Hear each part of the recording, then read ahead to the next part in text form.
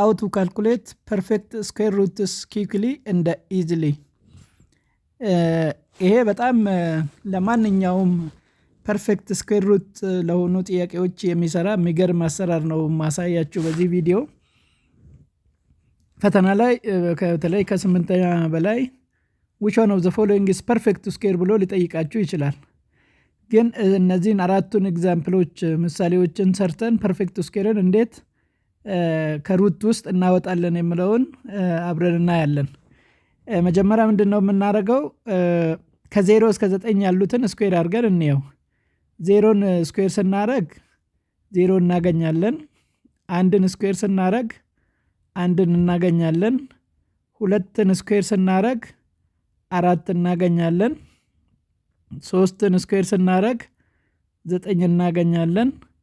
4 ስኩዌር ስናደርግ 16 እናገኛለን። 5 ስኩዌር ስናደርግ 25 እናገኛለን።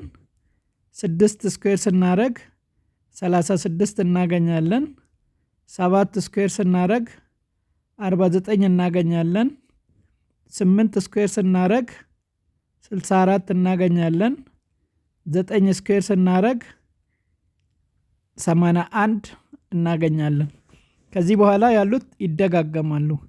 ስለዚህ ፐርፌክት ስኩዌር የሆኑት ሁል ጊዜ መጨረሻቸው ፐርፌክት ስኩዌር ከሆነ 0 1 4 5 6 እና 9 ናቸው። ፐርፌክት ስኩዌር ሁል ጊዜ በዚህ የሚያልቅ ነው። ስለዚህ ይሄ እንደ አንድ እንይዘውና ታዲያ እንዴት አድርገን ከሩት ውስጥ ፐርፌክት ስኩዌር እናወጣለን የሚለውን እስቲ አንደኛ ጥያቄ 1225ን እንየው። 1225ን እንዴት አድርገን ፐርፌክት ስኩዌር ነው ወይ አይደለም የሚለውን እናያለን። እስቲ እንየው። እቺ መጨረሻ ያለችውን 5 እንውሰደው።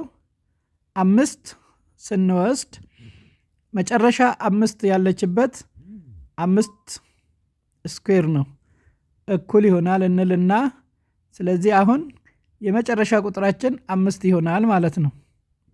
ሌላ 5 እዚህ ውስጥ ስለሌለው የመጨረሻ ቁጥራችን 5 ነው የሚሆነው።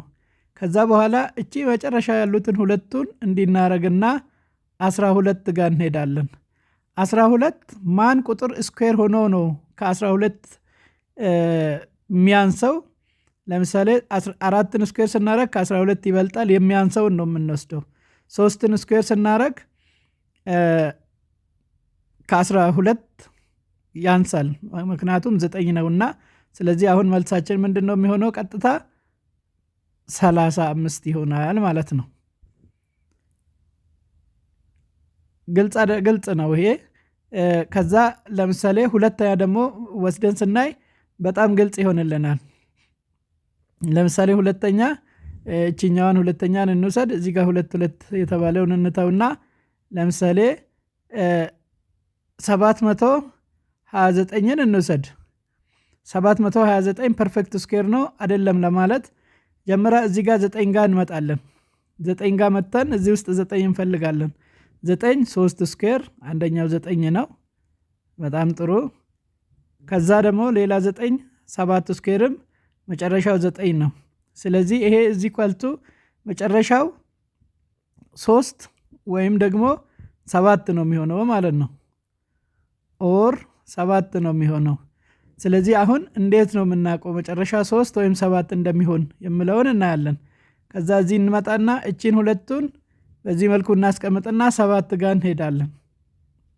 7 ደግሞ የትኛው ቁጥር ስኩዌር ሆኖ ነው ለ7 የሚቀርብ ወይንም ከ7 የሚያንስ የሚለውን ለምሳሌ 3ን ስኩዌር ስናረግ 9 ነው፣ ከ7 ይበልጣል።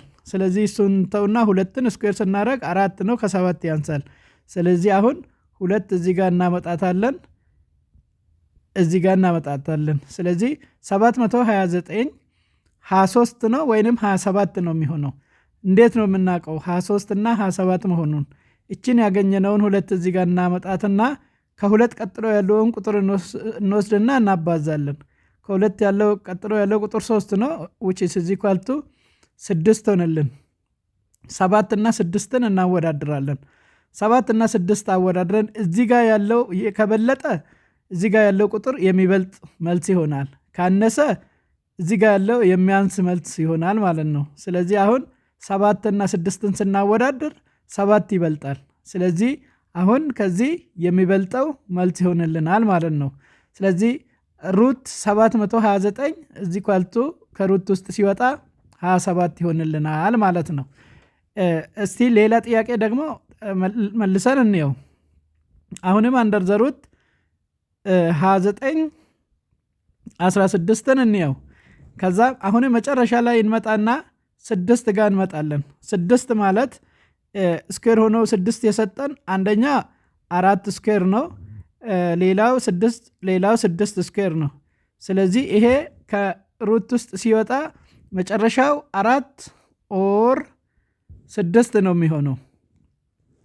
ከዛ እቺን ሁለቱን አሁንም በዚህ መልኩ እንደዚህ እናረጋትና 29 ጋር እንሄዳለን። 29 ስኩዌር ሆኖ ከ29 በታች የሚሆነው ለ29 የሚቀርበው ማን ነው? ለምሳሌ 7ን ስኩዌር ስናደረግ 49 ነው ይበልጣል። 36ን ስኩዌር ስናደረግ 36 ነው ከ29 ይበልጣል። 5ን ስኩዌር ስናደረግ ግን ከ25 ነው ለ29 ይቀርባል፣ ግን ከ29 ያንሳል። ስለዚህ እዚህ ጋር የሚሆነው 5 ነው የሚሆነው። ወይ መልሶ አሁን እዚህ ጋር 54 ወይም 56 ነው የሚሆነው። እንዴት ነው 54 ወይ 56 መሆኑን የምናየው? እዚህ ጋር እንመጣና 5 ሲባዛን ነክስት ቱ 5 6 ነው which is equal to 30 ይሆናል። አሁን 29 እና 30ን ስናወዳድር 29 ከ30 ያንሳል። ስለዚህ አሁን መልሳችን የሚያንሰው ነው የሚሆነው ማለት ነው። 54 መልስ ይሆናል ማለት ነው። ሶስተኛ ጥያቄን በዚሁ በተመሳሳይ መልኩ በተወሰነ መልኩ ትንሽ ለየት ስለምትል እንስራው። አንደር ዘ ሩት 15 8 76 ፐርፌክት ስኩዌር ነው ወይ አይደለም የሚለውን ስሩ አለን። አሁን እዚህ ጋር እስከ 9 ብቻ ነው ያልነውን 10 ስኩዌር ስናደርገው 100 ይሆናል። 11 ስኩዌር ስናደርገው 121 ይሆናል። 12 ስኩዌር ስናደርገው 144 ይሆናል። 13 ደግሞ ስኩዌር ስናደርገው 169 ይሆናል። እስከዚህ ስኩዌር ካደረግነው ይበቀናል። ስለዚህ አሁን 6ን ስንወስድ መጨረሻ ላይ 6 ያለው ወይ 4 ነው ወይ 6 ነው የሚሆነው። ወይ 4 ነው ወይ 6 ነው፣ ሌላ የለም። ስለዚህ which is equal to መልሳችን ወይ 4 ነው ወይ ደግሞ 6 ነው የሚሆነው ማለት ነው። ስለዚህ ይሄን ሁለቱን በዚህ መልኩ እናስቀምጣለን።